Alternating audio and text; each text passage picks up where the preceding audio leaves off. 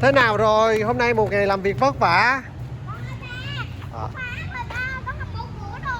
Ta mở cửa đây, ta ở trong nhà, ta đang chuẩn bị bếp lửa rồi ta mở cửa đây. Xin mời vào. Tại sao hôm nay ba không mở cửa hả? Tại sao? Ta phải ở dưới bếp để ta chờ. Tại sao là có một? Tại sao coi như chỉ có một bốt cửa thôi mà thầy mở lâu rồi? À, ta đang phải ở dưới bếp, ta đang chuẩn bị nồi niêu son chảo để ta nghe nói là hôm nay con có mang món gì về mà. Nhưng mà ba nói sai rồi. Ba nói ba diễn lại ba sai rồi. Diễn sao ta? Tôi quên rồi, họ phải mới nhắc lúc nãy mà. Đó, nói lại đi.